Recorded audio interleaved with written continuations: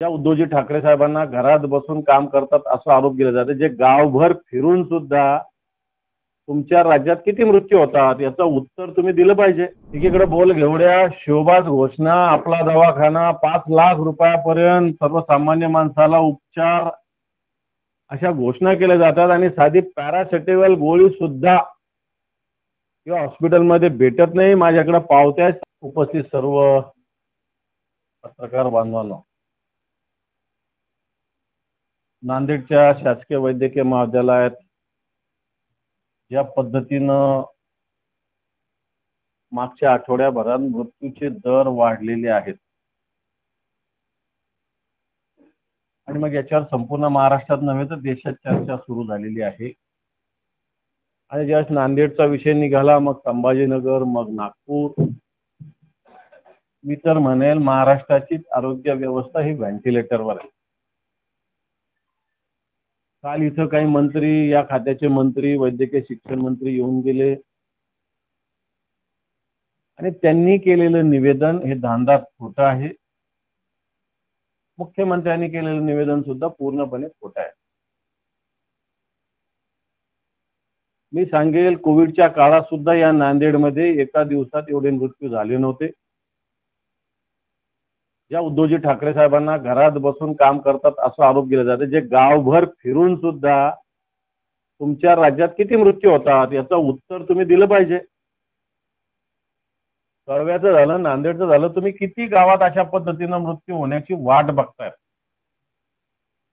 एकीकडे बोल घेवड्या शोभास घोषणा, आपला दवाखाना, 5 लाख रुपयापर्यंत सर्वसामान्य माणसाला उपचार, अशा घोषणा केल्या जातात आणि साधी पॅरासिटामॉल गोळी सुद्धा किंवा हॉस्पिटलमध्ये भेटत नाही. माझ्याकडे पावत्या 70,000 रुपयाच्या पावत्या. एक विजयमाला कदम नावाची जी महिला भगिनी मृत पावली, सर्वसामान्य कुटुंबातली ही माऊली, तिथं 70,000 रुपयाच्या औषधाच्या पावत्या माझ्या सोबत आहे. कुठून घेतल्या, काय घेतल्या, त्याचं रेकॉर्ड माझ्या सोबत. मुबलक औषध आहेत, परंतु या शासकीय वैद्यकीय महाविद्यालयात कोणतेही औषधी उपलब्ध नाही.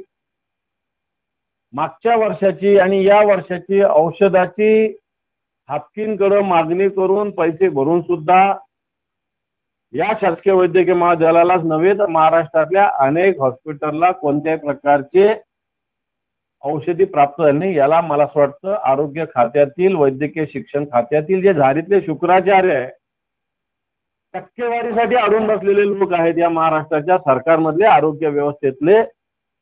आणि त्याच्यामुळं एक वर्ष, दीड वर्ष, कारण हापकिन संस्था कोणालाही जवळ उभा करत नाही. हापकिन संस्था ही रिसर्च करणारी संस्था आहे आणि तिच्याकडे ही जबाबदारी दिल्यानंतर ती संस्था कोणत्याही अधिकाऱ्यांना अशा पद्धतीनं काही गोष्टी करू शकत नाही. आणि म्हणून अशा लवकरात लवकर औषधी खरेदी करण्यासाठी अधिकाऱ्यांना कोणताही इंटरेस्ट राहिला नाही. आणि म्हणून हा इंटरेस्ट राहिला नाही म्हणून सरकारने नवीन यासाठी एक संस्था निर्माण केली, तीही अजून कार्यरत झालेली नाही.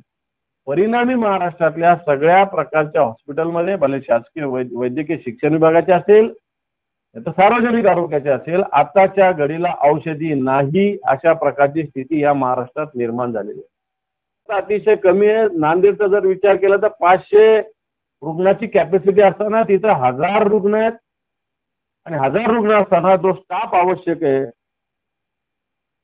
मी प्रोफेसर पासून तर क्लास 4 पर्यंत जर काढलं तर मला असं वाटतं आज 30%, 40% सुद्धा स्टाफ या ठिकाणी उपलब्ध नाही आहे. जर प्रोफेसर नाही, असोसिएट प्रोफेसर नाही, सिनियर रेसिडेंट नाही, नर्सिंग नाही, टेक्निकल नाही, नॉन टेक्निकल नाही, क्लास 3 नाही, क्लास 4 नाही, क्लरिकल नाही, तर या डॉक्टरांनी काम कसं करायचं, अशा प्रकारची स्थिती निर्माण झालेली आहे. कारण जनतेचा रोष डायरेक्ट डॉक्टरवर निर्माण होतो, परंतु याला खऱ्या अर्थानं दोषी या राज्याचं सरकार आहे. कारण राज्याचं सरकार अशा पद्धतीनं स्टाफसाठी कोणत्या प्रकारची भरती प्रक्रिया, मागणी होणे करत नाही. आणि दुसरी गोष्ट, औषधी इथं कोणत्याही प्रकारची उपलब्ध नाही, अशा प्रकारची स्थिती या ठिकाणी. जर सरकारने याच्याकडे लक्ष दिलं, डॉक्टरांच्या कामकाजाचा आढावा घेतला, डॉक्टरांच्या कामकाज सुधारण्यासाठी प्रयत्न केला, तर मला असं वाटतं डॉक्टर हिंमत करू शकत. ही कोणती कामाची पद्धत आहे तुमची? तुम्ही उद्धवजींना नाव ठेवत होता की तुम्ही घरात बसून, अरे घरात बसून उद्धवजींना कोविडच्या काळात या महाराष्ट्राला वाचवलेलं आहे. आणि तुम्ही सगळीकडे फिरून दिल्लीला जाताय, गणपतीमध्ये हिरो हिरोईन बरोबर वेगवेगळ्या पद्धतीनं तुम्ही उत्सव साजरे करताय, फोटो सेशन करताय, आणि इथं लोकांचे जीव जातात. दिल्लीला काय झालं तर मुद्दे 5-6 तुमच्या तुमचं नेतृत्व तर तुम्ही सांगत होते ना, मी बाळासाहेबांचे आहोत. बाळासाहेबांचे मुख्यमंत्री कधी गेले का दिल्लीला? उद्धवजी ठाकरे साहेब कधी गेले दिल्लीला? यांना तर 8 दिवसाला दिल्लीला जावं लागतं. अमित शहा, नरेंद्र मोदी यांना मुजरा करायला. सकाळीच भल्या पहाटे 6:30-7 वाजता काकाडी नावाच्या गावात गेलो, आणि इथं जे मृत्यू, बाल आणि माता मृत्यू झाला, या कुटुंबाची मी भेट घेतली.